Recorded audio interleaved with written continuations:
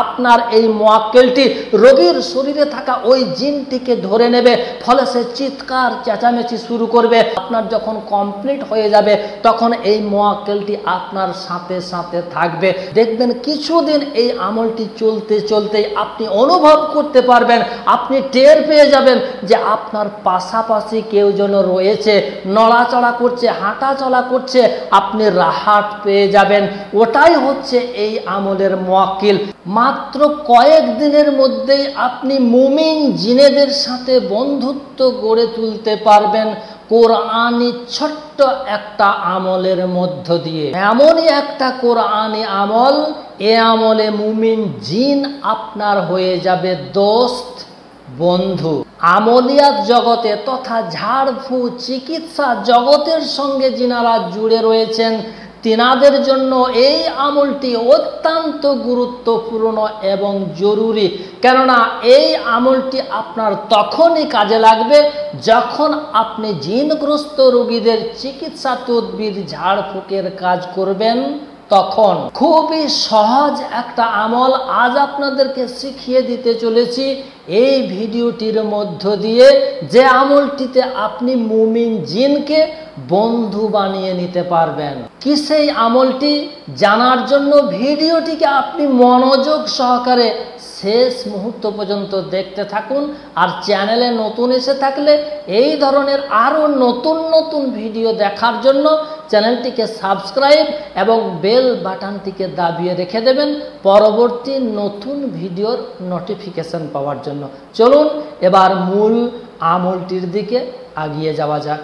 আমি হারুন রশিদ, আপনারা দেখছেন হানাফি কেল্লা মিডিয়া। যে আমলটি আজ আপনাদেরকে শেখাতে চলেছি, এই আমলটিতে বসার আগে 3 দিন আপনাকে ছোট্ট একটা কাজ করে নিতে হবে।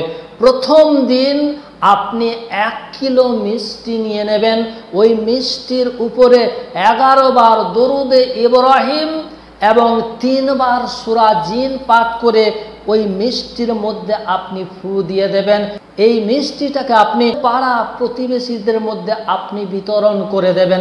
এইভাবেই পর 3 দিন প্রত্যেক দিন 1 কিলো করে মিষ্টি নিয়ে ওই মিষ্টির উপরে 11 বার দরুদে ইব্রাহিম সহ 3 বার করে সূরা জিন পাঠ করে পর 3 দিন আপনি ওই মিষ্টিতে ফু দিয়ে মিষ্টিটাকে আপনি বিতরণ করে দেবেন, সওয়াবে রেসানি করে দেবেন জিনদের নামে। অর্থাৎ এর মধ্যে যা নেকি, রহমত, বরকত, ফাজাইল রয়েছে এটিকে আপনাকে সওয়াবে রেসানি করে দিতে হবে আরওয়াহ তথা লুকায়িত জিনদের নামে। আর নিয়ত থাকবে আপনার হাদিয়া। এটি যে করবেন আপনি পরপর 3টে দিন, আপনার নিয়ত থাকবে জিনদেরকে হাদিয়া স্বরূপ এটিকে আপনি সওয়াবে রেসানি করে দেবেন।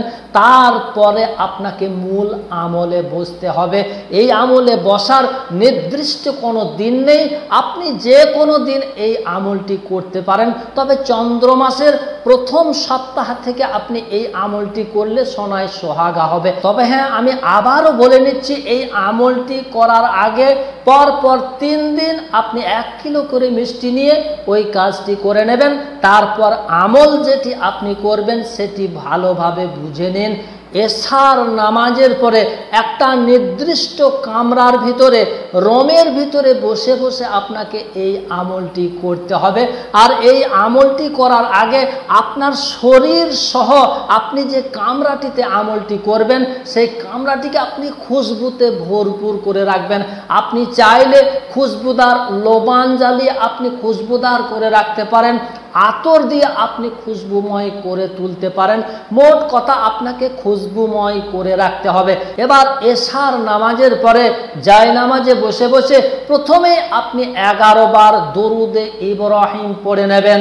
দরুদে ইব্রাহিম 11 বার পড়ে নেওয়ার পরে আপনি দেখুন আপনার বয়স কত বছর।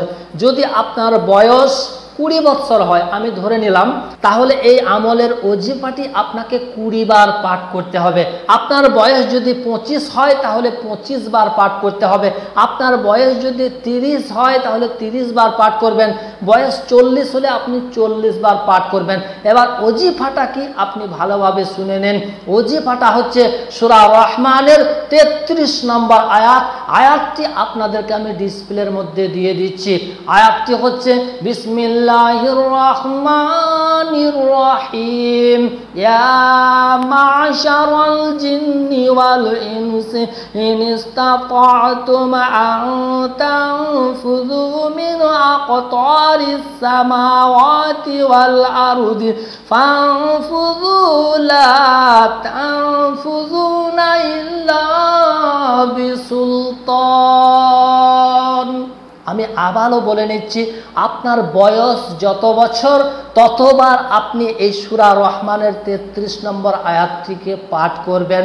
অতবার পাঠ করার পরে আপনি আবারও শেষে 11 বার দরুদে ইব্রাহিম পড়ে নেবেন। এই আয়াতটিতে আমার আল্লাহ পাক রব্বুল আলামিন বলেন, হে জিন ও মানুষ সম্প্রদায়, আকাশমণ্ডলী ও পৃথিবীর সীমা তোমরা যদি অতিক্রম করতে পারো অতিক্রম করো, কিন্তু তোমরা তা পারবে না আল্লাহর অনুমতি ব্যতীত।